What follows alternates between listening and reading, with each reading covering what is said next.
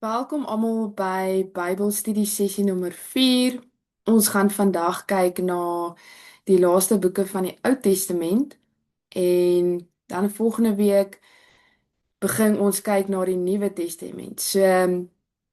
Vandag is dalk 'n stewige sessie wat vir ons voorlê, maar as dit dalk jou eerste keer is wat jy hierdie video kyk en die Bybelstudie kom bywoon, dan moedig ek jou aan om die vorige 3 sessies te gaan kyk waar ek by die begin van die boek Genesis begin en ons draf deur die woord van God om 'n oorhoofse opsomming vir jou te gee waar elke boek inpas en waar alles begin het en watse boeke kan jy saam lees en net om jou te help om die woord van God as die Bybel dalk voel soos 'n olifant net om vir jou toe te rus om die woord van God te kan lees en waar alles saam pas en net jou by die hand te vat en die nodige leiding te gee. So Heilige Gees het hierdie op my hart kom lê en ja, ons draf redelik vinnig deur dit, maar dis net 'n oorhoofse opsomming. Ons gaan nie in al die detail in nie, maar dit sit mooi die legkaart bymekaar en ons kom trek 'n buitelyn of 'n hoe kan ek sê die raamwerk word geteken en dan soos jy deur die Bybelstudie gaan, gaan jy begin meer 'n voller prentjie begin kry. So ja, as jy nou die eerste keer hierdie ook bywoon, dan kan jy ook die WhatsApp channel gaan join en ek sal die linkie op die YouTube video se comment sit.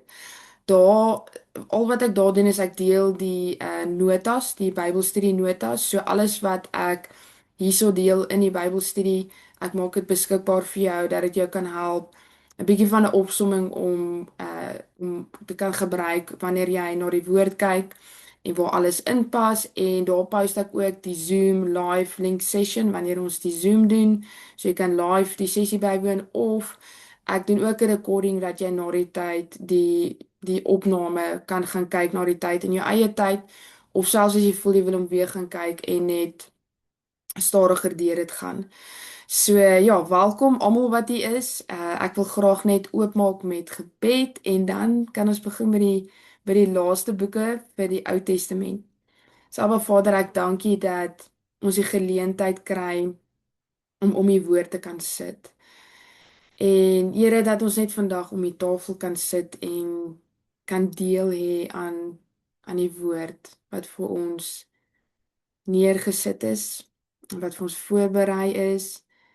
En ek vra dat Heilige Gees ons sal lei vandag om dat U die woord sal oopbreek in 'n nuwe manier vir ons en dat U ons so sal kom bedien en ek bid dat U vir ons die nodige leiding sal gee en wanneer ons bid en vra en vir U vra om ons te help om te kan sien wat ons moet sien in die woord en dat U ons sal help en dat U ons sal nuwe openbaarmaking sal bring en dat die woord deel sal vorm van ons elke dag.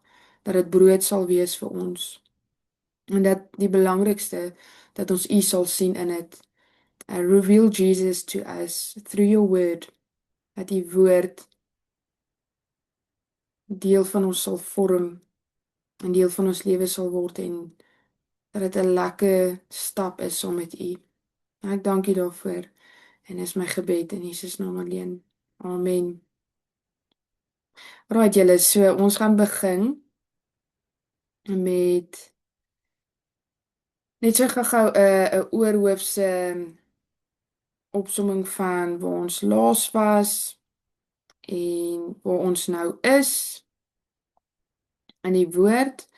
So laasweek het ons gekyk na al die konings en daai lang lys van al die konings en waar al die profetiese boeke so mooi kom inpas het en waar ons gesien het waar elke boek inpas in hierdie tydlyn en ons is nou op hierdie punt waar die volk is in ballingskap geneem deur Babylon en ons gaan kyk nou vandag na die gedeelte waar hulle uit ballingskap kom en waar hulle die tempel nou moet herbou en watter mense die Here gebruik het in daai tyd, die profetiese boeke. En ons gaan ook vandag kyk na die gedigte boeke. Onthou, ons het dit in afdelings gesit, al die boeke. So ons het nou al klaar na die wette gekyk en ons het redelik 'n groot deel van die profetiese boeke gedoen. Dan gaan ons vandag kyk na die gedigte boeke en dan ook die laaste ander twee boeke wat ons na moet kyk is Rut en die boek van Job. So net 'n tydlyn om te sien waar ons nou is en wat ons vandag gaan doen. Alright, so net gou-gou vinnig net waar ons is in die woord, uh waar ons opgeëindig het. Ons het so gekyk. Ons het vinnig deur al die profetiese boeke gedraf want dis redelik baie en maar ek het net so oorhoofse opsomming gegee waar elke boek inpas en tydens watter koning in daai oomblik of wat in daai tyd in beheer was en wie die koning was en wat die profete deel gevorm het van daai tyd en wat alles gebeur het. En ons kan nou sien ons 'n gedeelte waar die volk nou in ballingskap geneem is en dis waar Daniël en Esegiel redelik baie sterk voorkom in hierdie tyd. Om daai boeke saam te lees in ballingskap gaan jou help om die groter prentjie te sien. En die boek van Daniël, mense sê baie keer is moeilik om hom te lees, maar sodra jy die prentjie sien en sien waar alles inpas, dan maak dit alles sommer soveel meer sin. So as ons bietjie teruggaan, het die Here deur Moses gepraat oor die hart en ek het maar net graag hierdie vers ingesit en ek wil net vir julle wys hoe dit so mooi deurtrek na die boek van Jesegiel en dat daar ook 'n nuwe ehm verbond wat die Here in die boek van Jeremia gemaak het. Ek wil dit graag lees. So die Here het gesê in hoofstuk 13 van Deuteronomium vers 6 sê hy: "En die Here jou God sal jou hart besny en die hart van jou nageslag om die Here jou God lief te hê met jou hele hart en met jou hele siel dat jy kan lewe."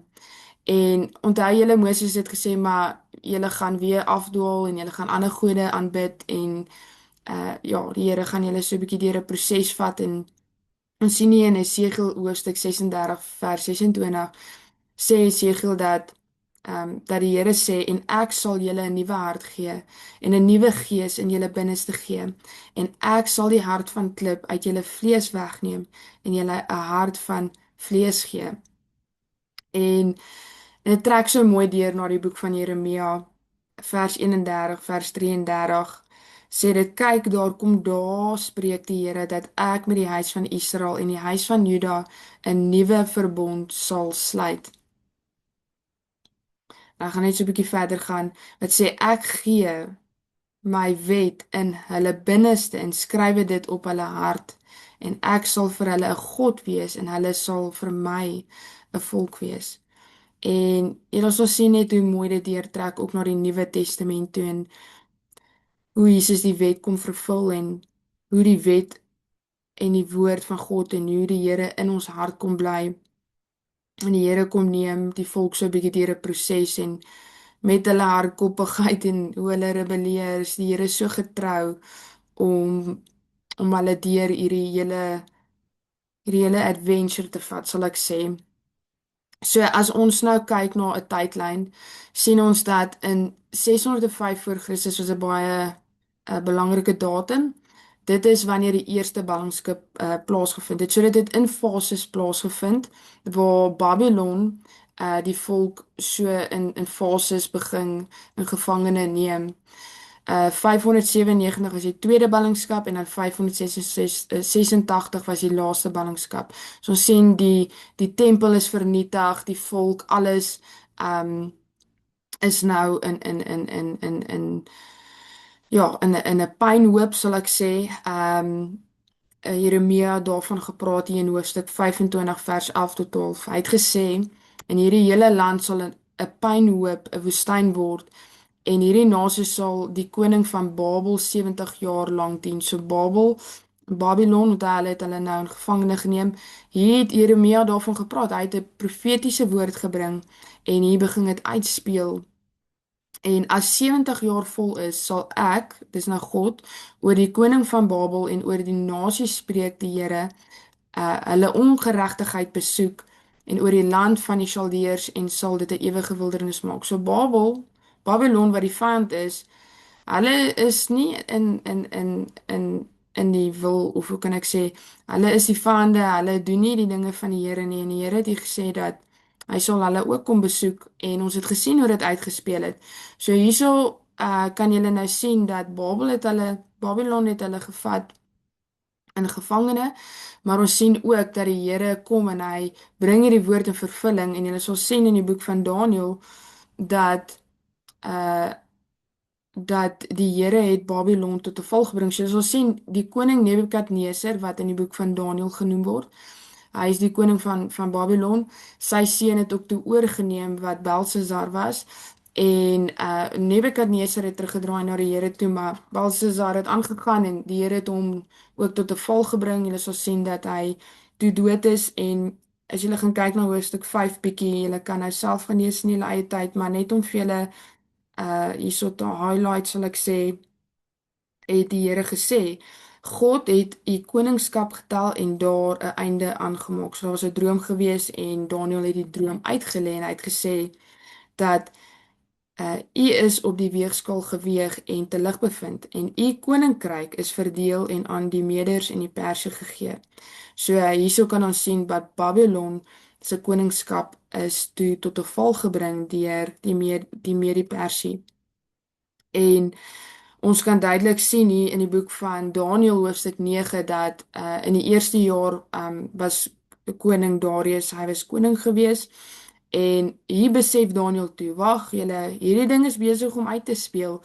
Hy sê in die eerste jaar van die regering het ek Daniël in die boeke gemerk dat die getal jare waaroor die woord van die Here tot profeet Jeremia gekom het met betrekking tot die pynhope van Jerusalem 70 volle jare was. So hier besef hy en daar in die Here kom breek vir hom oop 70 jaar is nou voltooi en hulle het deur ballingskap gestap en Daniël het sy aangesig tot die Here gedraai en gerig met vas en in roukleed en as en in smekinge te wy en Daniël rig sy hart na die Here toe en hy kom hier as 'n kragtige intercessor vir die volk. Onthou Daniël en Jesegiel het deel gevorm van die ballingskap en die Here het Jesegiel gebruik as hy het hom geroep ook as 'n profeet in daai tyd om woord te bring aan die volk alhoewel die volk het hulle hart verhard en hy het interessante demonstrasies gewys. Julle sal sien as julle na die boek van Jesegiel gaan kyk om die profetiese woorde te bring en die woord wat die Here gebring het deur hom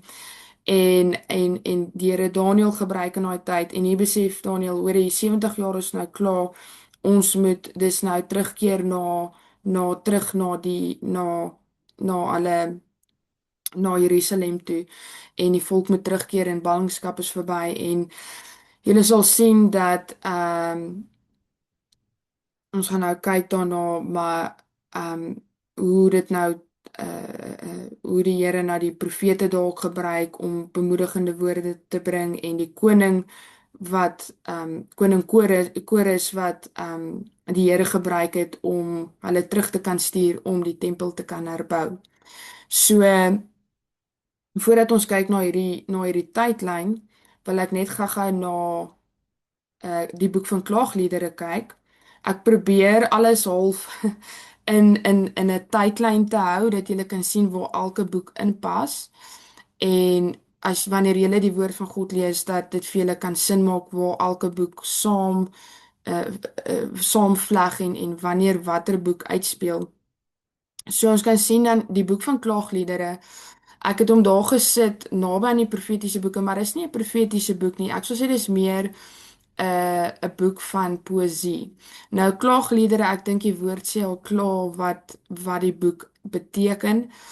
Dit is waar die volk nou in ballingskap was en hulle they are expressing themselves. Hulle druk hulle self nou uit van in hierdie posisie waar hulle nou is van ballingskap en jy sal sien die boek van klaagliedere is eintlik dis 'n soos mense sal sê dalk is 'n bietjie van 'n depressing boek, maar ek dink is 'n boek wat so belangrik is in ons eie lewe dat soms bevind jy jouself in 'n baie moeilike posisie kom ons sê byvoorbeeld jy staan iemand by die dood af. Jy gaan deur 'n grieving proses en dis okay om emosies te hê en deur die trauma te prosesseer wat jy deur gaan in die lewe waar ook al jy jouself bevind en ek dink ons almal bevind onsself in 'n klaagliedere iewers in ons lewe.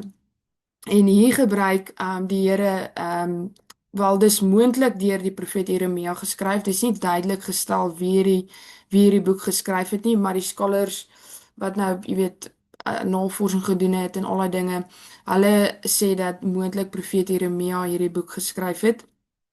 Hy was ook die weeping prophet, so hierdie boek pas ook meestal by hom. Ek meen hy was daar gewees tot wat die volk in ballingskap gegaan het en 'n gedeelte wat hulle in ballingskap was. So julle sal sien hierdie boek het 5 hoofstukke, is in gedigte uitgedruk en is akrostiek. So julle sal sien akrostiek is wanneer dit die alfabetiese letters gebruik word. So die 22 Hebreëse alfabetiese letters word gebruik om hierdie gedigte te skryf. So dit wys en dit simboliseer die volmaaktheid van A tot Z van die rou wat hierdie volk deurgaan en wat hulle uitdruk. En dan sal julle sien die eerste 4 gedigte so, maar die laaste gedig is dan is dit nie akrostiek geskryf nie, dan is dit net weer all over the place. En dit wys ook maar net hoe die volk voel en ek dink poësie is so mooi, 'n mooi vorm hoe ons onsself kan uitdruk as mens en ons mense wat net 'n gawe het om poësie te skryf en hierdie Here Jeremia gebruik om te beskryf hoe hierdie volk voel. En ons kan sien dat min of meer rondom dit moes gebeur het in toe hulle net in ballingskap gegaan het, so 586 voor Christus. En ja, ek het hier 'n skrifgie gesit. Julle sal sien Alef. Alef is nou die eerste letter van die Hebreëse alfabetiese letters. Dit sê: "Ag, hoe verlaat is dit die stad wat vol mense was. Sy het soos 'n weduwee geword. Sy wat magtig was onder die nasies. Die vorste onder die provinsies het diensplegtig geword." En dan Bet is nou die volgende alfabetiese letter wat sê: "Bitterlik ween sy snags, haar trane oor haar wange. Sy het geen trooster onder al haar liefhebbers nie. Al haar vriende het trouloos teen haar gehandel en haar vyande geword." So julle sien, dis waar die boek van Klaagliedere inkom. Dis maar net vir my fantasties hoe die Here hierdie boek ook in die woord van God gesit het. Dat die gedeelte waar hulle in ballingskap geneem is en dat daar 'n boek geskryf was en ja, dis 'n maklike boek om te lees, maar dit help ook om te verstaan, te sien waar hy inpas. Anders gaan dit nie sin maak nie. Anders gaan dit 'n baie depressing boek wees. Maar 'n mens kan sien hoe dit net in jou eie lewe ook kan deel vorm. So ons sien nou dat die volk terugkeer in 538 voor Christus. Die Jode begin terugkeer na Jerusalem toe. En dis nou waar die tempel herbou word tussen 536 tot 516 voor Christus. So as julle nou gaan kyk na die tydlyn vanaf 605 voor Christus, die eerste ballingskap, tot en met 538 wanneer die Jode begin terugkeer het, dit is gelykstaande aan 70 jaar waarvan Jeremia gepraat het en Daniël en waar die woord in vervulling gekom het. So ons sien nou dat die volk is besig om terug te keer en die Here het ook daar 'n koning gebruik, koning Kores. So julle sal sien ek het hierdie boeke bymekaar groepeer want hulle pas bymekaar in die tydlyn wanneer die tempel herbou word. Julle sal sien hier is die profete wat ook gebruik word in daai tyd. So hierdie boeke kan saam gelees word en hulle vleg half saam. So ons sien hierso is 'n versie hierso. Ek dink is hierdie gedeelte hierso, ja. Esra 1 vers 1 tot 2 sê in die eerste jaar van Kores, dis die koning van Persië, onthou, hulle is nou in heerskappy nadat Babylon tot 'n val gekom het die Here sodat die woord van die Here uit die mond van Jeremia vervul sou word.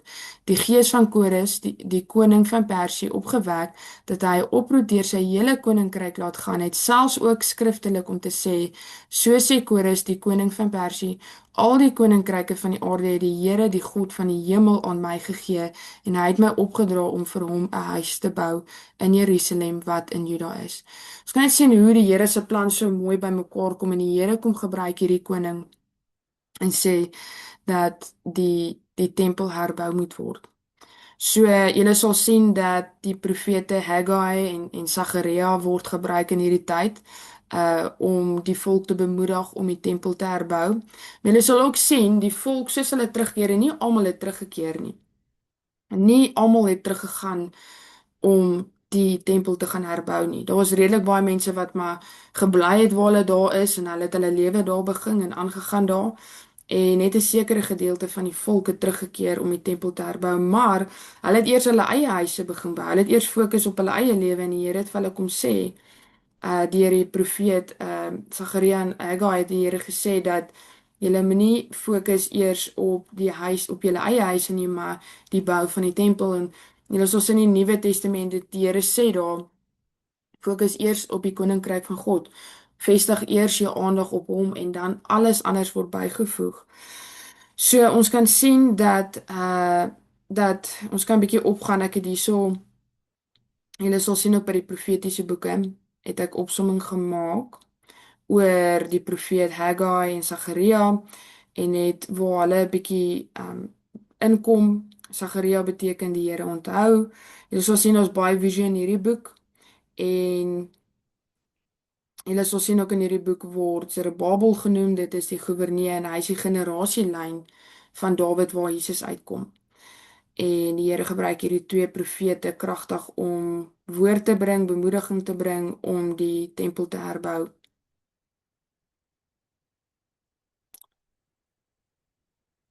Alright, dan sal jy sien Esra word geroep deur God om die volk te leer in die wet van Moses. En dit het gebeur plus minus 458 voor Christus. So die boek van Esra, baie spesiale boek vir my. Ek's baie lief vir hierdie boek. Die Here het my al so kom bedien deur hierdie boek en julle sien ook net hoe dit werk, hoe die koninkryk van God werk en hoe die volk eintlik die tempel nou moet herbou en hoe elkeen 'n plekkie het in die koninkryk van God, hoe elkeen 'n plekkie het om te werk in die liggaam van Christus, uh om die werk van God te doen. En jy sal sien hierso Esra hoofstuk 7 vers 10 sê, want Esra het sy hart daarop gerig om die wet van die Here te ondersoek en te betrag en om Israel die insettinge en verordeninge te leer. So Esra was as 'n priester skrifgeleerder geroep en hy kom van die afstammeling van Aaron. So as jy teruggaan van die begin van die woord, vanaf wat ons sessie 1 gedoen het, so jy sien hoe alles deurvloei. Die Levites, die Lewiete, onthou julle hulle is geroep vir die werk van God om die priesters te ondersteun. En Aaron, hulle was geroep as die priesters en hier kan ons sien Esra's hy kom deur hierdie bloedlyn om die werk van God te doen. En dan sal julle sien die boek van Ester is ook 'n baie mooi boek om te lees. En hierdie boek speel half af in 'n ver afgeleë ander gedeelte waar die Here vir Ester gebruik het. En plus minus het dit 486 voor Christus gebeur. En julle sien dat dit in die stad van Susan gebeur het. En Ester was 'n weeskind en het die koning se vrou geword deur 'n skoonheidskompetisie. Sy het deur 'n lang proses van reiniging gegaan en die koning het nie geweet dat sy 'n Jood is nie. So onthou ons praat hierso van die Jode, God se volk, en sy was gebruik om 'n Joodse slagting te voorkom. En hierdie skrif is waar dit inkom, Ester 4 vers 14, julle het hom seker al baie gehoor, wat sê, want as jy nou werklik swyg, sal daar van 'n ander kant af verligting en redding vir die Jode tot stand kom. So die Here sê so, Ester, as jy nie gaan intree en gaan die Here verligting moet bring van iemand anders af, maar jy en jou familie sal omkom. En wie weet of jy nie met die oog op 'n tyd soos hierdie tot die koninklike waardigheid geraak het nie. Sy was geroep as 'n dogter van God, Sy het in vasting gegaan en sy het hierdie hele boek wat afspeel, het sy kragtig deur die Here gebruik sodat die Joodse volk ook nie uitgeroei was in hierdie gedeelte in die stad van Susan nie. En die Here het haar gebruik en sy het die koning se vrou geword en sy het deur 'n reinigingsproses gaan. As 'n mens daai geestelike gelykenis trek waar 'n mens moet deur 'n bietjie van 'n proses van reiniging gaan sodat 'n mens ook in 'n posisie kan wees om deur die Here te kan gebruik te kan word meer en meer en meer om meer soos Jesus te kan lyk. En sy het deur 'n proses gegaan daarin en sy het haar hande bereidwillig gestel om die werk vir die Here te doen en so eenvoudig kragtige vrou van die Here in die woord. Esther is regtig een van daai vrouens wat almal van weet.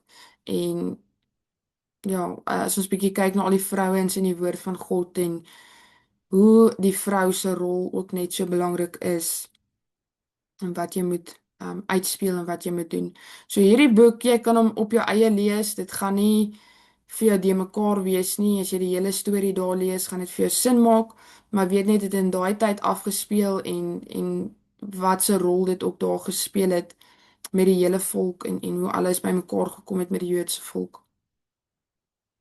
So dan gaan julle ook sien dat daar's 'n boek Nehemia en hy was 'n skinker van die koning gewees, Artasasta, in min of meer 445 voor Christus. En 'n skinker het 'n baie belangrike werk gehad. Hy moes eers proe wat die koning gaan drink. En want julle weet in daai tyd kon hulle vergiftig en al daai goeie, so hy het dit geproe voordat die koning gedrink het. So daar was baie betroubaarheid opgebou tussen Nehemia en die koning. En die Here gebruik hom toe om die mure te gaan herbou. So wat nou intussen gebeur het, onthou nou, as ons gaan kyk gaga na die tydlyn, net 'n bietjie teruggaan. Die tempel was nog geherbou tussen 536 tot 516 voor Christus, okay? Die Here het hierdie twee profete gebruik in daai tyd ook. En dan sien ons Esdra kom in die prentjie. Ons het dan na die boek van Esdra gekyk. Die Here het hom as 'n priester geroep om die volk te leer in die woord van God. En dan sien ons bietjie later hier die tempel is nou herbou, maar die mure moet ook nog herbou word. En hier kom die Here en die Here stuur vir Nehemia en die Here roep hom om die mure te gaan herbou. En ja, so dit is net min of meer die tydlyn hoe dit nou al begin afspeel het. So die Here roep hom om die mure te gaan herbou en hy het goedkeuring gekry by hierdie koning om verlof te neem om die mure te gaan herbou. En hy het dit binne 52 dae dit herbou. En ons sal sien hy het in 'n 4 maande van vas en gebed gegaan en dit met die koning gedeel en hy is toe gestuur om die mure te gaan herbou. So die boek van Nehemia ook maklik om op sy eie te lees, maar ook om te verstaan waar hy inkom in die prentjie. En Nehemia was 'n ja, hy het baie kort kragtige gebede gebid. En ja, julle moenie sekerlik kan aanmoedig, moenie daai kort kragtige geskiedgebedjies wat 'n mens maak na die Here verag nie. Ons kan ook net duidelik sien hoe Nehemia gebruik was in gebed. Alraai, so dis nou waar hierdie hele prentjie bymekaar kom. So ek dink ons het nog een boek en dit is Malekai, die laaste profetiese boek voordat ons aanbeweeg na die gedigte en die wysheidsliteratuur. So julle kan sien dat ons nou na al hierdie boeke hier gekyk wat saam afgespeel het. Hulle het na die tempel gaan herbou en alles en dan is hier een laaste boek Malekai wat die Here as 'n profeet geroep het. En ons kan maar kyk na die opsomming, ons maar net 'n klein opsommingkie hierbo. Hy was 100 jaar later na die terugkeer van ballingskap af en die tempel is nou herbou, maar Israel is nie getrou nie en rondom plus minus 458 tot 433 het hierdie afgespeel en Malekai was geroep as 'n profeet om woord te bring en aan die volk en die volk het weer teruggeval in sonde.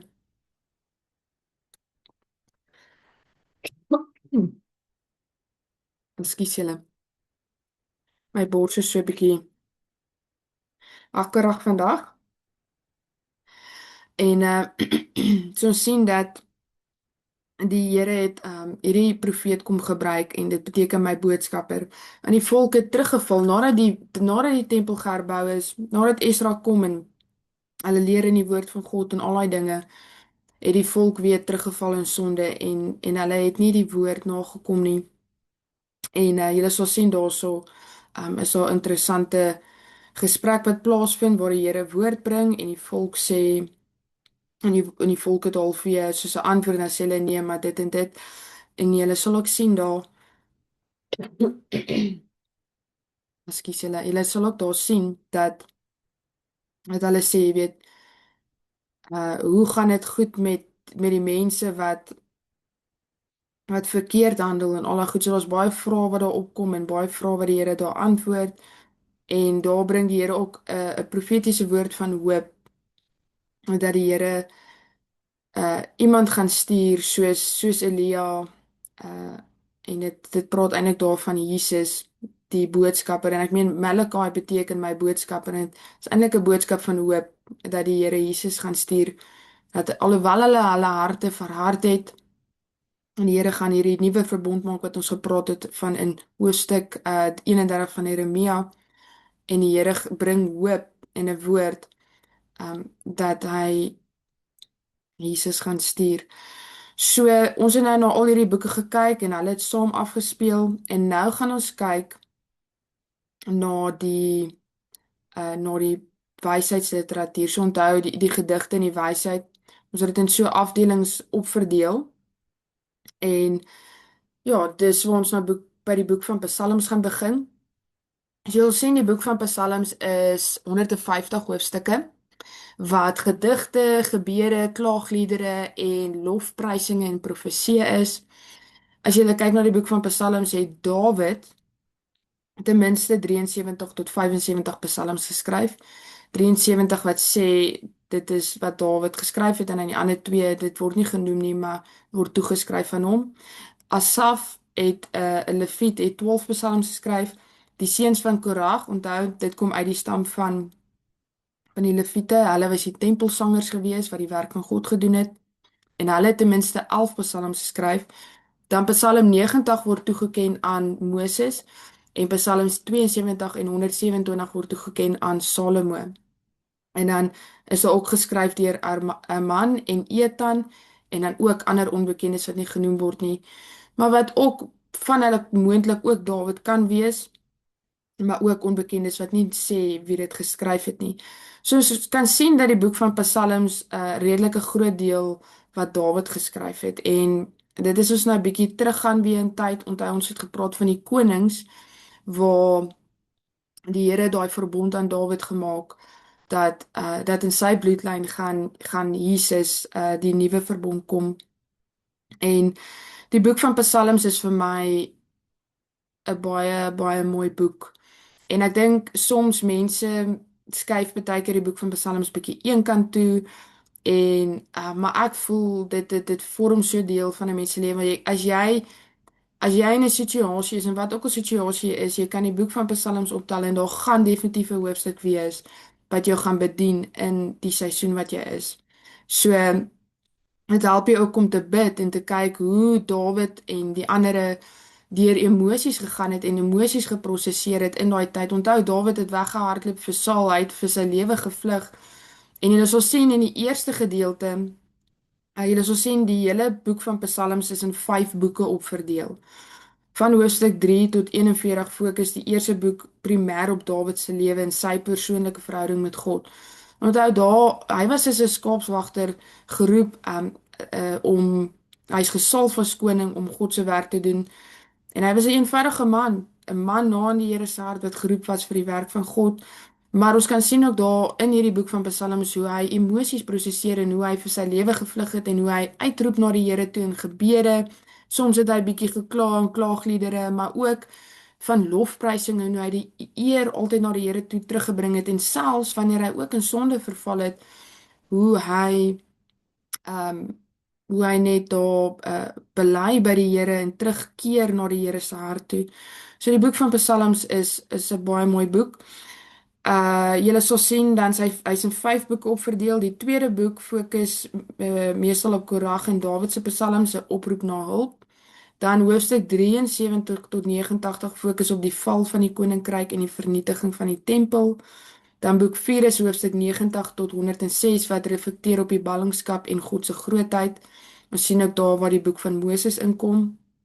En dan boek 5 is hoofstuk 107 tot 150 wat die viering van die herstel en die terugkoms van die volk daar uiteensit. So julle sal sien Psalm 1 en 2 is half soos 'n inleiding en dit vestig ons aandag op om in die woord te bly en wanneer jy in die woord bly dat jy geplant is en dit is soos 'n rivier wat vloei en jy weet die boom bring baie mooi vrugte en hoofstuk 2 sien ons daarso waar die verbond van 2 Samuel hoofstuk 7 so mooi deurkom waar die belofte van aan Dawid gegee was en ja, jy kan self bietjie daarna gaan kyk daar waar dit so deurkom.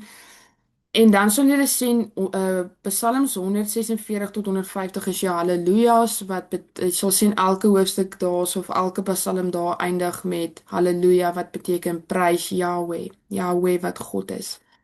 So hierdie is dan min of meer geskrywe, kan ons dit in 'n tydlyn gee plus minus van 1440 tot en met 400 voor Christus. So ja, en ek meen selfs van Moses dat daar 'n boek 'n Psalm wat Moses selfs daarso geskryf het in 'n gebed. Psalms in Grieks beteken om te sing of speel van 'n instrument en die Hebreëse betekenis van die boek beteken lofprysinge. So die boek van Psalms het ietsie van alles daarin. En ek het op 'n stadium wat ek gedoen het, ek sal byvoorbeeld in die oggend kom ons sê Ou Testament lees en dan sal ek dit kombineer met 'n of gedigte en 'n wysheidboek. So ons gaan jy gaan nou sien wat kyk ons na die ander boeke ook, Prediker en jou Spreuke en Hooglied.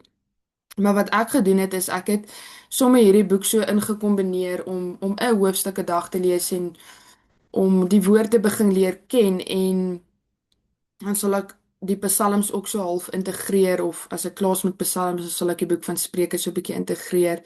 Maar dis 'n boek wat op sy eie gelees kan word, maar dit gaan ook baie help as jy verstaan en jy het die ander boeke al gelees soos van die konings en van Dawid se lewe dat jy verstaan waar you will see where the birthing is taking place. Waar hierdie geboorte plaasvind in psalms van hoekom Dawid hierdie goed skryf en dan dan kan jy dit so lekker inkombineer en wat jy sal sien, die Heilige Gees sal jou lei. As jy vir die Heilige Gees vra soos Here lei my, wat moet ek lees vandag? En jy blaai so 'n bietjie deur die boek van Psalms en Here sal jou vat na die stuk wat jy moet lees en wat toepassing het van in die tydperk waar jy nou is, van die seisoen wat jy is. En dit word deel van jou gebede en word deel van verstaan en om God te leer ken wie hy is. En jy sal sien ook die boek van Psalms om hom te kan verstaan. Dis ook baie in poësie uitgedruk. Die boek van Job is ook baie so soms moet 'n mens maar bietjie sit op 'n versie en jy moet hom bietjie uitmekaar uitbreek en verstaan en Heilige Gees vra om openbarmaking te bring en bietjie navorsing doen en na die ander boeke toe gaan om ook dit te kan verstaan. Psalm 23 is 'n bekende psalm. En ek gaan nou net 'n voorbeeld vat hierso die eerste 2 verse wat sê die Here is my herder. So dit verwys na 'n verhouding met God. Dan sê dit niks sal my ontbreek nie en dit verwys na die voorsiening van God. Hy laat my neerlê in groen weivelde wat beteken die rus van God. Dit kan ook beteken die woord van God, groen weivelde wat die woord is wat ons eet om vir ons rus te kan gee. En na waters waar rus is, lei my heen wat verwys na nuwe krag, waar rus is, waar die Here is, waar to, om in God te wees is waar rus is dit waar jou siel rus. En dit voel soos die waters wat net so rustig vloei. So wanneer jy die boek van Psalms lees en so jy sien jy moet en die boek van Job ook en ook ander dele van die woord waar mens soms net bietjie moet sit en hom bietjie uitmekaar uit moet trek om te kan verstaan wat gesê word, dat jy die konteks kan verstaan wat jy lees. En dan net 'n interessante feit, Psalm 113 tot 118 verwys na die Hallel liedere en dit is gesing tydens die Joodse feeste. So onthou in die boek van Levitikus en Numeri, dit vertel ons bietjie daar van die jaarlikse Joodse feeste. So hierdie liedere was gesing tydens die Joodse feeste. En 'n interessante feit daar in die Nuwe Testament wanneer ons nou gaan begin kyk na die Nuwe Testament, sê dit daar dat die disippels en Jesus by die laaste maaltyd voordat hy gekruisig was, het hulle liedere gesing en met daai fees was dit hierdie heel moontlik hierdie hoofstuk of hierdie psalms wat gesing was in daai tyd. Dis net 'n baie interessante feit. Alraai, so ons gaan nou kyk na die boek van Spreuke. Die boek van Spreuke is ook maklik om afsonderlik te gaan lees. Julle sal sien hierdie boek het 31 hoofstukke. En wat lekker is, jy kan so een hoofstuk 'n dag vat. Daar's 31 dae in 'n maand vir sekere maande en jy kan een hoofstuk 'n dag gaan lees om ja, vertrou te raak met die woord van God, om die woord te leer ken, maar jy sal ook sien dit het kort en kragtige stellings. So dit kan dalk bietjie baie inligting wees as jy selfs net een hoofstuk vat en jy gaan lees een hoofstuk, want dit praat van 20 verskillende goed in een hoofstuk. So jy sal sien die boek van Spreuke, dis 'n versameling van praktiese lewenswysheid. So dis anderste as die wette. Dis nie dieselfde as die wette nie. Ehm maar en dit is praktiese beginsels en leiding en instruksies wat gegee word, versus waar die wet word opverdeel in jou morele, jou seremoniele en jou burgerlike wette. So Spreuke is die verstaan van waarheid en die praktiese toepassing van die waarheid. So ek gaan vir julle 'n voorbeeld gee um van koning Salomo. Okay, net so wie dit geskryf. Hulle sê dat hierdie is geskryf deur koning Salomo, Hiskia, Agur, Lamiel en die wyse manne plus minus 960 tot 686 voor Christus, soos in daai tydperk. Nou, ek gaan 'n voorbeeld gee van wysheid. Julle sal sien daar 'n bietjie, ek dink dit was in die boek van Konings gewees waar toe net koning Salomo koning geword het, toe vra hy vir die Here vir wysheid. Dit was sy gebed aan die Here en die Here het vir hom hy was een van die wysste manne. En die Here het vir hom baie wysheid gegee. En daar's 'n situasie gewees, dit vertel ons 'n bietjie daarvan 'n storie waar daar was twee vrouens gewees, hulle het saam gebly en albei het twee babatjies gekry. En in die een aand toe die een vrou het haar babatjie dood gelê en die baba was toe dood. En sy neem toe die ander vrou se babatjie en sy sit dit toe by haar en sy ruil die twee babas toe om en die vrouens word wakker in die oggend en sy sien toe neem haar babas dood. En onthou nou die babas is omgeruil. Maar sy besef toe ook, hierdie is nie my baba nie. Haar baba is by die ander vrou. So en hulle gaan toe na koning Salomo toe en hulle sê, jy weet om hierdie saak nou uit te stryk en wat moet gedoen word. En die een sê dis haar kind en die ander sê dis haar kind. En koning Salomo sê toe, okay, ons gaan die baba sny in die helfte. En die ma wie se baba dit nie is nie, sy sê okay nee, dis reg, sny hom in die helfte dat ek een stuk kry en dan die ander ma stuk kry, maar die ma wie eintlik die baba wie se ma dit is, sê nee my koning, laat hom eerder lewe en gee hom vir die ander vrou. En koning Salomo gebruik hierdie praktiese voorbeeld van wysheid en hy sien toe dat die regte ma sal eerder laat haar kind lewe en hy gee toe die baba terug na die regte ma toe. Dit is maar 'n eenvoudige praktiese voorbeeld, maar ek dink ons selfs gaan deur interessante goeders in die lewe, in die werksplek en allerlei plekke. En dan moet jy 'n sekere situasie hanteer en 'n mens moet dit met wysheid hanteer. Want 'n dwaase besluit kan ook gevolge hê. So dis praktiese beginsels. Jy sal sien dis kragtige stellings wat gegee word in die boek van Spreuke en dit gee vir ons leiding van hoe ons wysheid kan toepas. Nou vir my Wysheid is God. As jy gaan kyk na Jesaja 11 vers 2, sê dit praat daar van die sewe karakters, die sewe karakters van God. En op hom sal die gees van die Here rus, die gees van wysheid. So wysheid is God. God is wysheid. Dis een van sy hoofkarakters, wysheid. En Spreuke 9 vers 10 sê vir ons in die beginsel van die wysheid is die vrees van die Here. So waar begin wysheid? Deur die Here te vrees. Nie vrees van bang vir die Here wees nie, maar vrees in die sin van respect. God is God. God is hoog en heilig. To have a reverence for God. Om die Here hoog te ag, om in sy wil te wees, om hom te respekteer, om gehoorsaam te wees aan sy woord en sy hart. En dit is waar wysheid begin. Is that you have a awe and a reverence of God. En ja, so dit is die beginsel van wysheid, dis die vrees van die Here en die kennis van die Heilige is verstand. So julle sal sien dat Google sê vir ons, ek het maar net so 'n bietjie gaan kyk wat sê Google. Die betekenis van wysheid is die vermoë om 'n gesonde oordeele en besluite te neem gebaseer op kennis, ervaring en begrip. Wysheid word dikwels geassosieer met eienskappe soos insig, volwassenheid en goeie oordeel. Dit sluit ook die 'n kapasiteit in om reg te oordeel in sake wat verband hou met lewe en gedrag. So baie keer mense sê soos jy ouer word dan vermeerder jou wysheid met die gryser hare. Hoe gryser die hare word, hoe meer wysheid kry jy. En dis maar omdat mense deur situasies stap in hulle lewe en hulle besef hoe om sake te hanteer en dit wys te hanteer. Maar wysheid sal ek sê kom presies terug in daai skrif deur die vrees van die Here te hê. So as jy in die Here is, as jy in sy woord is, wanneer jy in verhouding met die Here is, sal jy wyse besluite neem. As jy na hom toe gaan en vra Here, hoe moet ek 'n saak hanteer? So dit gaan nie vir my oor ouderdom nie. Daar's mense wat baie oud is en wat nog steeds dwaalse besluite neem, want hulle is nie in die wil van die Here nie. Hulle streef nie na om wyse besluite te neem nie. So maak nie saak hoe oud jy is en jy kan hoe jonk wees.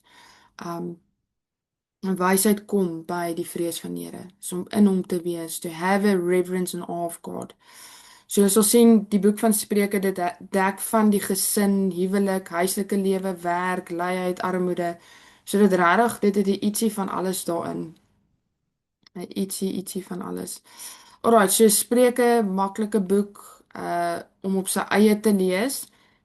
Maar is ook maar ietsie wat bietjie tyd neem om deur hom te werk en jy sal sien die boek van Spreuke kan jou baie mooi help um in die lewe. Alright, so nou gaan ons kyk na die boek van Prediker.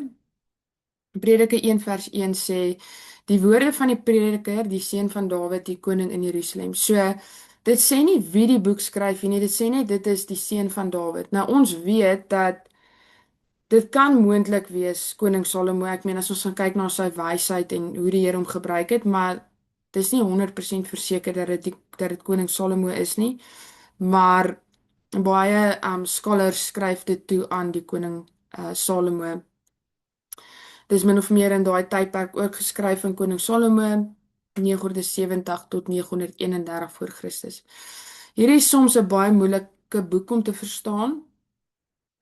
Dit is 'n baie interessante boek.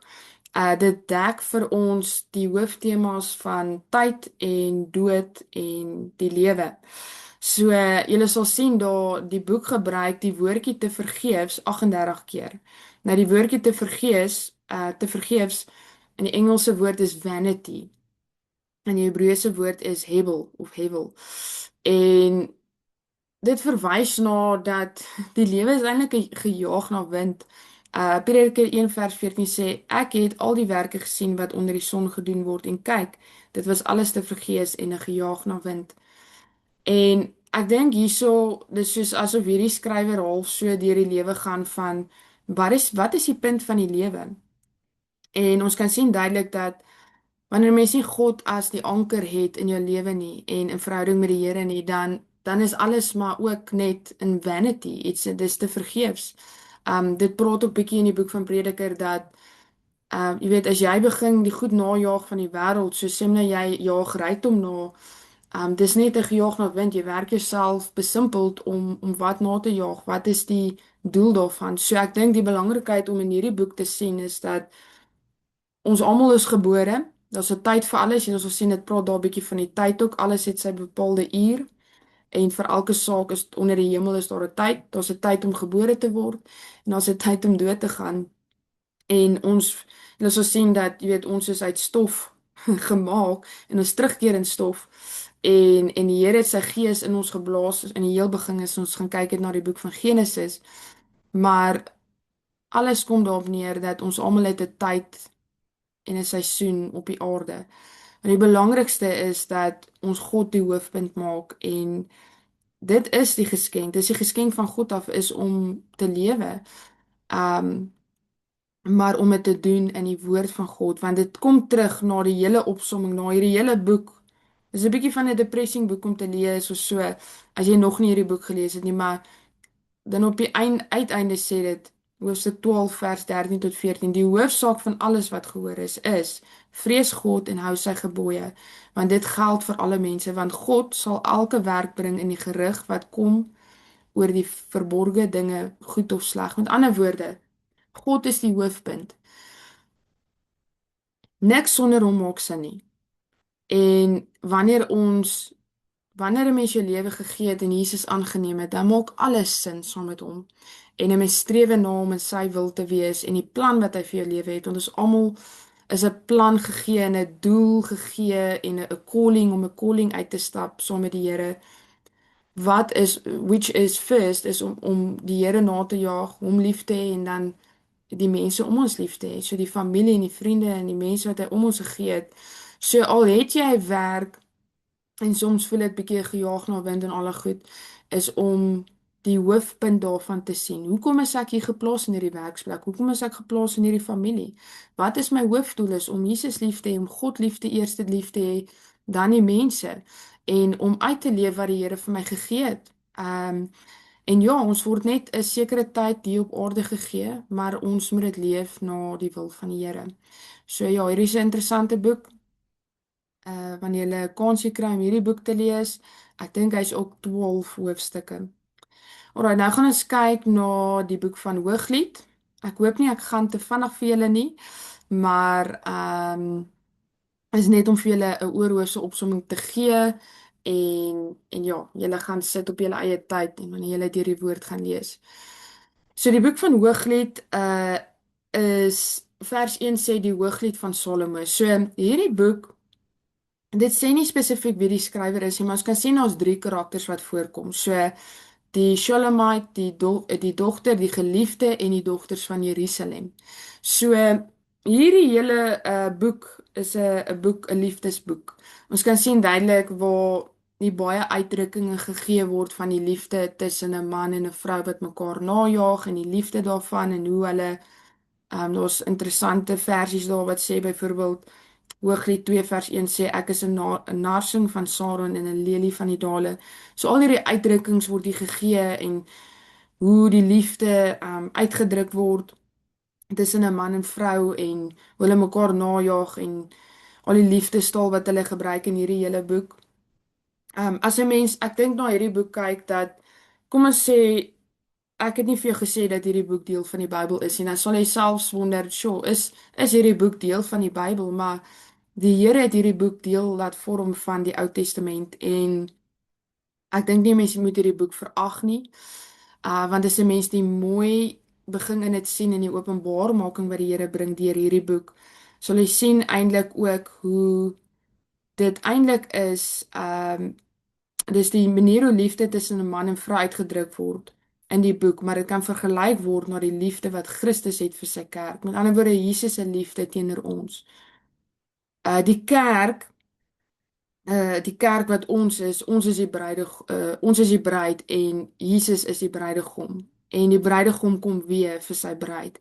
En ons word voorberei. Dis ons in die Nuwe Testament praat dit van hoe ons voorberei word vir sy koms en hoe ons skoon Jy weet, as jy daaraan dink, as jy nou 'n man en vrou moet trou, die bruid gaan deur 'n redelike proses van skoonmaak en sy kry haar rok reg en haar gremering en haar hare en alles. Sy kry alles perfek reg vir haar man wat sy nou gaan trou. En dis dieselfde konsep wat die Here hier gebruik. Ek dink persoonlik die instelling van huwelik is so 'n mooi voorbeeld hoe ons verhouding met God is. Dat ons sy bruid is en hy die bruidegom is. En ek dink persoonlik 'n huwelik is so 'n mooi uitdrukking ook van die verhouding wat ons met die Here het, sy kerk. Jesaja 54 vers 5 sê, want jou maker is jou man, Here van die leerskare is sy naam en die Heilige van Israel is jou verlosser. Hy sal die God van die hele aarde genoem word. So daai die mense wat nog nie getroud is nie, weet dat die man, jou maker, die God is jou man. En jy is nie alleen nie. Jy is in verhouding met die Here. As long as you have Jesus, as long as you have Jesus, you have everything. Maar is mooi hoe die huwelik ook 'n instelling is van die Here af. En as jy gaan kyk na man en vrou en dit verg werk om 'n verhouding te wees, om 'n huwelik te maak werk. En dis dieselfde met ons verhouding met die Here. En jy moet dit najaag, jy moet jou liefde wys en jy moet kom as 'n dienskneg to serve om jou man te bedien of jou vrou te bedien en jou kinders en ja, so hierdie is 'n baie mooi boek. Alright julle, so ons het nou deur die gedigte of die wysheidsliteratuur deurgestap wat nou hierdie vier boeke hier was, Psalms, Hooglied, Prediker en Spreuke. En ons gaan nou kyk na die boek van Rut en die boek van Job. En dan is ons klaar met die Ou Testament. Ekskuus julle, maar ons gaan redelik deur baie en ek het maar net gevoel dis hoe ons die boeke bymekaar moet sit met die sessies en hoe jy dit kan lees. Maar wanneer jy nou self deur jou eie Bybelstudietyd gaan, dan kan jy nou alles lekker bymekaar sit in die legkaart bou. Alraai, so ons sien die boek van Rut speel af in die tyd van rigters. So onthou daai tyd toe daar geen koning was nie. In daai tyd speel hierdie boek af. Hierdie boek bestaan uit 4 hoofstukke. 4 hoofstukke is 'n baie kort boek, maar joh, hierdie is 'n kragtige boek.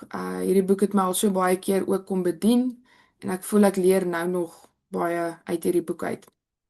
Maar dis 'n boek wat jy afsonderlik kan lees. Dit gaan nie, dis nie de mekaar dat jy moet hierdie boek nou saam met 'n ander boek lees dat dit moet sin maak nie. As jy hom nou vat, hy gaan vir jou sin maak. Maar dit is lekker ook nou om die konteks te verstaan en waar hy inpas. So, julle sal sien hier's 'n man, 'n sekere man van Bethlehem, Almelech, ek hoop ek spreek dit reg uit, wat beteken huis van brood.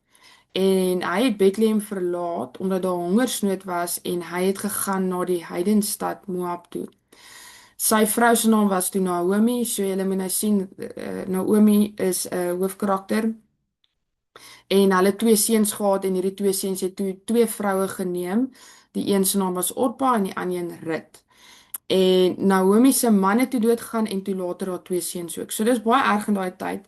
En nou is jy 'n weduwee, haar hele wêreld val in mekaar, haar hele lewe eintlik breek nou mekaar in en sy het nie meer 'n man nie, sy het nie meer 2 seuns nie. En sy hoor toe nou in daai tyd dat God het toe weer Israel besoek en sy het toe daai besluit geneem dat sy wil teruggaan Bethlehem toe, die hongersnood is toe nou verby. Maar sy gee toe daai opsie aan haar 2 skoondogters dat hulle kan maar gaan, hulle kan aanbeweeg met hulle lewens, hulle is nog jonk, hulle kan weer trou en mans kry. Sy's oud, sy kan nie nou nog trou nie, sy gaan nou weer terugkeer na haar land toe. Maar ons sien dan duidelik dat tussen Orpa en Rut, dat Rut maak die besluit om Naomi te volg en sy bly getrou aan Naomi. So dit sê hierso in hoofstuk 1:16 tot 17, maar Rut sê, moenie by my aandring dat ek u moet verlaat om agter u om te draai nie, want waar u gaan sal ek gaan en waar u vertoef sal ek vertoef. U volk is my volk en u God is my God. Waar u sterwe sal ek sterwe en daar sal begrawe word. Mag die Here so aan my doen en so daaraan toe doen. Net die dood sal skeiding maak tussen my en u. So amazing hoe Rut so getrou bly aan Naomi en hoe hulle nou saam terugkeer na hulle land toe. En hulle kom nou terug in Bethlehem en ons sien daar dat Rut begin are op te tel in Boas se veld. So Boas is ook 'n hoofkarakter hierso en sy vind genade toe by Boas. So jy sal sien dat Boas was 'n bloedverwant losser. Nou 'n bloedverwant losser is in die situasie wat dit gebeur het dat ekskuus julle my mond raak so 'n bietjie droog. En julle sal sien hierso dat in die situasie dat as die man dood gegaan het, dan sal 'n bloedverwant soos sy broer sal gewoonlik dat daai familielyn kan aanhou aanbeweeg en vorentoe beweeg. Uh dan het hulle gewoonlik in die wet dan dat die daai broer sal trou dan weer met daai vrou dat die familie sal aanbeweeg dat daai bloedlyn anders sal voortbeweeg. So dit het nou gebeur in die situasie. Hulle het nou teruggegaan na die land en Boas het toe die land by Naomi aangekoop. Dis nou van sy broer en hy verkry toe Rut as vrou. En jy sal sien hierso uh Boas en Rut het 'n kind gekry wat genoem is Obed. En interessant, Obed in hierdie hele bloedlyn dat Boas en Rut was die oupa grootouers van Dawid. Nou ons kan sien hoekom hierdie storie so belangrik is, want Jesus kom uit die bloedlyn van Dawid. En in tydens van daai hele rigterstorie toe alles kop onderste bo was, het hierdie hele storie plaasgevind. Want interessant in hierdie boek word God nie so baie genoem nie. Maar ons kan sien dat God in die agtergrond werk en die Here het dat Dawid uit hierdie bloedlyn uitkom en Jesus het uit hierdie bloedlyn gekom. So ons sien hoe belangrik hierdie storie is. En as jy 'n bietjie meer in die geestelikheid gaan kyk, dan sal jy sien net hoe hierdie heidense stad, weet 'n heiden being a Gentile, heiden is 'n nie Jood, en kan ons sien duidelik hoe eintlik as jy die vergelyking trek met Jesus, hoe Jesus gekom het vir elke persoon op hierdie aarde. Jesus was gegee vir elke persoon op hierdie aarde, in hierdie wêreld, dat ons die ewige lewe kan hê as ons Jesus aanneem. En dit wys dat ons is ingekoop as kinders van God. Ons is 'n heiden, maar ons is ingekoop as 'n kind van die Here, as 'n seun en dogter van God. En hierdie hele storie wat so afspeel, dit wys vir my net so hoe mooi herstel kan plaasvind. Ons sien deur hierdie hele boek waar alles stukkend en gebreek is en hoe die volk in ballingskap gaan en terugkom en weer die tempel herbou en alles breek af en weer word weer opgebou. Dit wys dis 'n storie van herstel. Dit wys die storie van Jesus wat herstel bring in ons lewe. Dat Jesus was gestuur en alhoewel waar ook al jy jouself bevind vandag en wat ook al gebroke plek wat jy is, dat Jesus, net Jesus alleen kan jou lewe kom herstel. Net Jesus alleen kan daai gebrokenheid, al voel jou storie so mekaar gesak. Wanneer jy Jesus ontmoet, dit bring alles saam. Dit bring hoop, dit bring herstel. Die Here kom herbou die mure van Jerusalem in jou lewe. En jy sal sien dat die Here kom bou alles op en hy kom gebruik 'n mens ook vir sy werk. Maar hierdie storie is net vir my baie mooi storie en hoe belangrik hierdie storie is want jou storie maak saak. In die familie waar jy geplaas is, in die werksplek waar jy geplaas is, die Here wil jou gebruik waar ook al jy jouself bevind. En dat 'n storie wat voel wat in mekaar breek. En die Here is 'n plan met jou lewe en hy kom en hy bring Jesus en hy herstel ons lewe. Daar kan baie gelykenisse. Ek het 'n een video gekyk eendag wat so 'n mooi storie vertel van Rut en die gelykenis wat getrek word met Jesus. En ja, dit is net dis baie mooi. Alraai, dan gaan ons kyk na die boek van Job. Die boek van Job is nie 'n lekker boek om altyd te lees nie, as jy jou eie lewe bevind in die boek van Job. Maar as die Here jou lei om hierdie boek te lees in die tyd waar jy dalk is, en dit voel of jy dalk alles verloor het, is hierdie 'n baie mooi boek om te lees en waar jy sal baie naby voel aan die Here. Uh en sien hoe die Here deur ons eie lewens waar ons ook baie vrae het. Maar wat die Here ook so vra kom antwoord in die boek van Job, maar tog ook nie alle vrae antwoord nie, want die Here is God. En ons gaan nie dalk al die antwoorde van op aarde kry nie. As jy gaan kyk na die boek van Prediker, ons gaan dalk nie al die antwoorde hê nie. Maar die Here het ons geroep na hom toe in verhouding met hom. En as ons dalk vrae is in jou lewe wat jy dalk nie verstaan nie. Dit maak dalk nie nou sin nie, maar dalk oor 'n paar jaar maak dit sin. Of eendag in die hemel kry ons al ons antwoorde. Die belangrikste is om in God te rus. So jy sien dat hier word die skrywer nie genoem nie 'n datum of 'n plek van die boek nie. Dis bietjie onbekend, maar dit mag wees dat die Job boek uh, Job het dalk die boek self geskryf of dalk of Moses. Maar daar is heel moontlik dat hierdie boek afgespeel het in die tyd van Genesis in Abraham se tyd want hulle praat van die landas en dat dit ook daar die persoon wat daar genoem is ook verwant hou met die familie van Abraham. So ek het half bietjie tot die gevolgtrekking gekom dat hierdie boek moontlik in daai tyd kon afspeel, maar ek sê dit nie met 100% sekerheid nie.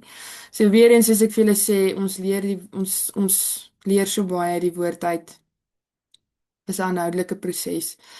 Alright, so die boek gee openbaring van Job se ervarings en antwoorde wat hy ontvang het. Ek dink as ek dit nie mis het nie, hierdie boek is ek dink 38 of 40 hoofstukke lank. So is 'n groot boek om deur te werk. Maar as die Here jou lei om hierdie boek te lees en jy vat hom, dis soms 'n bietjie van 'n moeilike boek. Baie poësie word hier gebruik. So jy moet lekker kop hou wat hulle probeer sê en daar's sekere gedeeltes wat bietjie depressing is, want ja, daar's baie wat is die Afrikaanse woord? Engels gemoun. Daar's baie gemounery, murmurering, daar's die woord. So en 'n interessante dialooggesprek wat plaasvind tussen Job en sy drie vriende en Elihu oor die regverdigheid van God. So wie is Job? Daar was 'n man in die land as wie se naam was Job en die man was vroom en opreg en godsvreesend en een wat afgewyk het van die kwaad. So ons sien hier is 'n man wat die Here nagevolg het met sy hele hart. En julle sal sien hier kom 'n gedeelte waar Satan kom in en die Here en Satan sê vir die Here, maar as ek dit wegvat van Job, dink God dat Job nog steeds ons sal volg. En ek dink ons almal was al op 'n punt in ons lewe waar ons dalk sekuriteit in ons lewe verloor het. Kom ons sê dalk jou werk, dalk jou inkomste, jou man of jou vrou of iemand in jou lewe. Dalk het jy uh iets in jou lewe verloor, dalk fisies mense of vriendskappe. En ek dink Job is 'n goeie boek dat selfs al gaan dit sleg, kies 'n mens nog steeds God. En hier het Satan hom kom uitdaag en hy het toe sy kinders kom vat, kinders is toe dood en hy het al sy besittings vernietig. Maar God sê Job sê toe nee, hy volg nog steeds die Here. En toe kom Satan weer en hy sê, maar wat as ek hom aanval? Wat as ek uh weerstand bring teenoor hom, sy gesondheid? En die Here sê, jy mag net nie sy lewe neem nie. So ons kan sien God is in beheer van alles. So ons sien God se genade hierso. Ons verstaan dalk nie hoekom dit gebeur nie, maar die Here kom toets vir Job en die Here gebruik Job se storie tot vandag toe nog wat ons na kan kyk. So vir my die boek van Job is 'n baie gewigtige boek wat ons eie lewe kan toepas, maar dat die Here vir Job gebruik het omdat hulle besluit het dat Job moet in die woord van God wees. Dit God besluit het. Dit is die toets wat die Here hom ook deurgesit het en alles. So ons sien dat hy alles verloor het. Hy gaan ook in 'n plek waar hy siek was. En dan kom die vriende nou en hulle kom bevraagteken Job en hulle sê ja, maar Job, het jy nie dalk gesondig nie, Job? En daar's 'n hele dialoog wat plaasvind, so jy sien hier in hierdie hele boek. En Job selfs worstel ook met God en hy vra die Here, maar hoekom? En die Here is stil in hierdie tyd. Selfs sy vrou bevraagteken vir God en staan hom nie 100% by nie. Maar alhoewel hy deur al hierdie dinge gaan, toe God uiteindelik nou gepraat het met Job, gee God nie 'n rede vir die lyding nie, maar hy wys eerder na God se wysheid en krag in vergelyking met menslike beperkings. En soos ons sien in Job 38 sê die Here, daarna het die Here Job uit 'n storm geantwoord en gesê: "Waar was jy toe ek die aarde gegrond het? En gee te kenne as jy insig het. Wie het sy afmeting bepaal? Jy weet dit mos, of wie het daaroor die meetsnoer gespan?" En die Here sê, hy antwoord Job eintlik met 'n vraag en hy sê: "Was jy daar toe die aarde gevorm was? Weet God se grootheid en almag. God is God en God kan kies. En jy sal sien in hierdie hele storie ook dat Job selfs bevraagteken hoekom gaan dit goed met slegte mense en dit gaan sleg met goeie mense. En hy het al hierdie vrae en jy sal sien op die einde Job het toe bely en hy het vir die Here gesê hy's jammer en vergewe my en tog het die Here ook nie vir Job gesê dat hy verkeerd gedoen het nie, dat die vrae wat hy gevra het en hoe hy dit hanteer het, was vir my, dis vir my baie interessante storie, hoe Job het hanteer het en hoe die Here ook openbaarmaking gebring het, maar tog ook nie al die vrae beantwoord het nie. En julle sal ook sien dat die Here het besluit om hom dubbelvoudig te seën. So alles wat hy verloor het, het die Here weer vir hom teruggegee. Hy het weer vir hom kinders gegee en hy het sy besittings en alles dubbelvoudig teruggegee. En dat seëninge ook nie afhang van wat ons doen en nie doen nie, maar God besluit ook hoe bepaal hy elke persoon se lewe.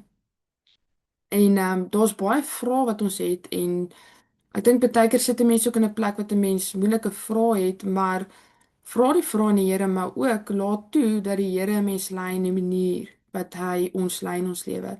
So ja, Job, is 'n stewige boek wanneer jy kans kry om hierdie boek deur te werk. Hou maar mooi kop met die poësie en wat gesê word en wie praat, soos julle sal sien daar's 'n dialoog wat plaasvind. Kyk wie aan die woord is. Maak lekker notatjies, verdeel dit op die dialoog en ja, mag Heilige Gees julle bedien deur die boek van Job. Alright, so ons het nou deur al die boeke gewerk van die Ou Testament en ons gaan dan ek dink ek gaan hierdie in die volgende sessie doen want hierdie is redelik baie. Dis 'n bietjie baie om te prosesseer in hierdie sessie. So ek dink wanneer ons met die volgende sessie gaan begin, sal ons nou kyk tussen wat het gebeur tussen die twee testamente van die Ou Testament na die Nuwe Testament. So ek gaan nou deur hierdie draf nie. Ons gaan nou dit kyk na die wanneer ons na die Nuwe Testament kyk. Alright julle, so hierdie is redelik 'n mondvol. Ek wil julle net terugvat na die tydlyn en dit vir julle mooi wys nou waar alles inpas. En ons is nou deur al die boeke van die Ou Testament en dan in die volgende sessie gaan ons nou kyk wat het gebeur tussen die twee testamente en dan waar die Nuwe Testament nou van die boek van Matteus af gaan begin. So ek hoop julle het hierdie sessie geniet en ek geniet dit verskriklik baie, hierdie hele Bybelstudie. Ek voel of ek persoonlik net so baie leer nou in hierdie tyd. Soos ek sê, die Here leer 'n mens altyd ietsie nuuts en ek geniet dit verskriklik baie. En ek bid regtig dat die Here elke persoon wat hierdie Bybelstudie bywoon, so sal kom seën en salf en 'n honger in jou hart sal sit vir die woord van God en dat die prentjie net soveel meer sin sal begin maak. Ek persoonlik, ek het gesit en ek moes al die boeke self uitfigure en deurwerk, maar ek wou die groot prentjies sien. Ek wou sien waar pas alles bymekaar en ek wil verstaan waar alles bymekaar kom. En selfs nou nog, ek leer nog so baie en ek doen in my Bybelstudie lyk nou weer 'n bietjie anders in hierdie seisoen. So jy sal sien, Heilige Gees lei 'n mens in elke seisoen. So ja, hierdie is nou die vierde sessie van die Ou Testament en ek dink ons gaan nou net hier stop. Ons het hier baie gewerk. Mag die Here jou bedien, Heilige Gees jou lei met jou Bybelstudie. En dankie vir almal wat bywoon en dit saam met my kom geniet en deurdraf. Mag die Here julle elkeen ryklik seën en ek sien uit na die volgende sessie. Dat ons gaan begin kyk na die Nuwe Testament. Alraait julle, totsiens, 'n geseënde dag, seënde week vir julle almal.